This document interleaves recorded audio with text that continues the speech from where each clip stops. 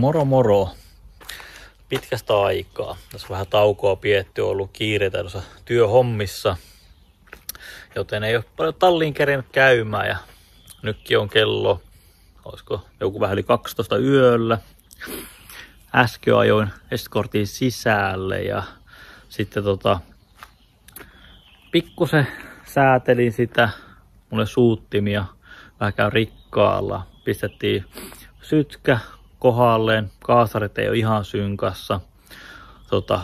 Ei paljon heitä, mutta kun meinaa saada vähän liikaa soppaa, niin vaikea saada käymään tasaisesti pitkää aikaa, että kerkiää pyöritellä niitä. Mutta tosiaan mulla ei noita alapään suuttimia tai tyhjäkäytöpiirin suuttimia ollenkaan, niin tuossa on vähän pienemmäksi pyöritettyä sitä. Niin. Muuten kaikki ok. Se semmoista ja mennäpäs kahtoon.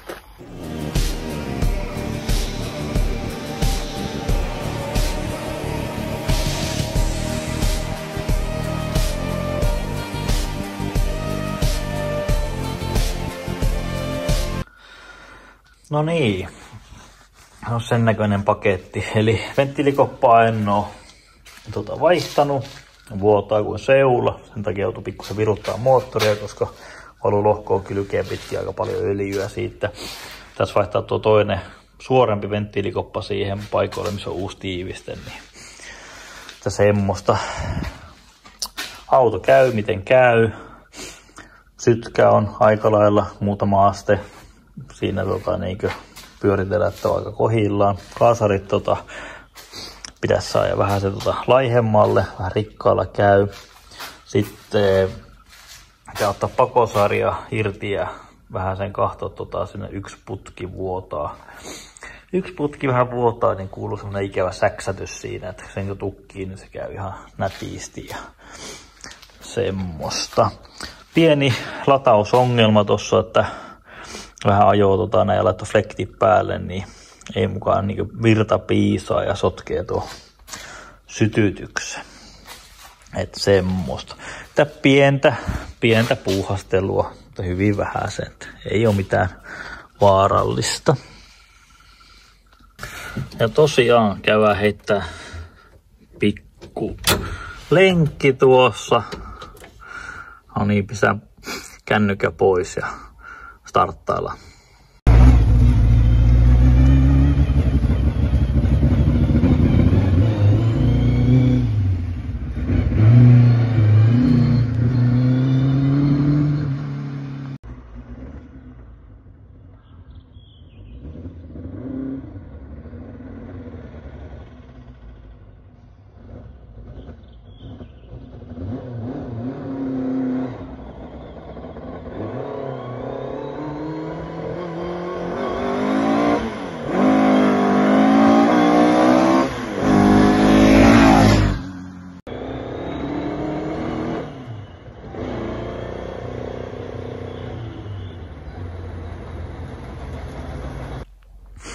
No niin, sen kuulunen on se,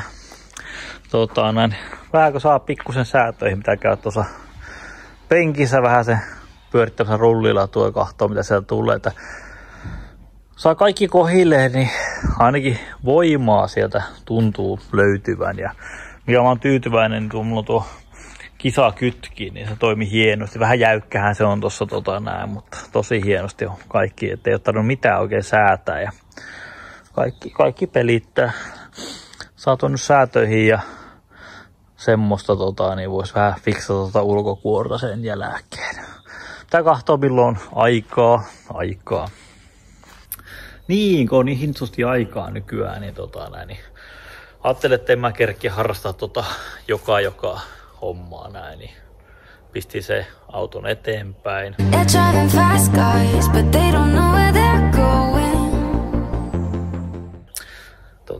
Toivottavasti uusi omistaja taluttaa sen pian tonne viivalle ja pärjääkin sillä. Ainakin se oli ihan hyvä ajaa se auto, että ei siinä ainakaan mitään.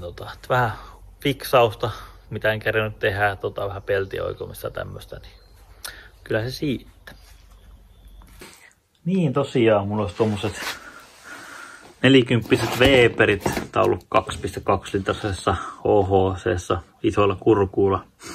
Sitten High Flow Imu-sarja, nuo olisi kaupan 500 € koko paketti, toimii, ajettu tuossa noin 4 päivää sitten.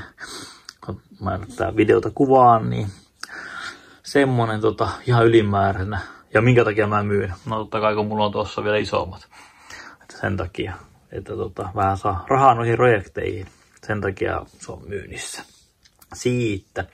Sitten mulla olisi yksi tommonen 2 OHC.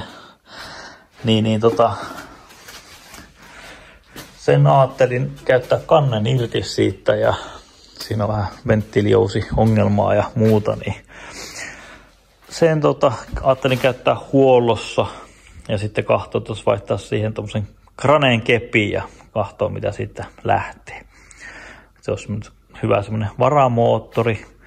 Jos ei muuta, niin voisi käyttää sitä vaikka tuossa autossa, että saa vähän testata alustaa, kun sehän on tommonen OHC muuten, kun paiskoo kiinni, että kossussa vähän enemmän hommaa, kun pitää kaikkia kuulariputkia ja muuta vetää, niin tuohon voisi laittaa sen kiinni, että voi käydä vaikka kahvilla, jos jaksaa. Sitten mulla on tuossa tommonen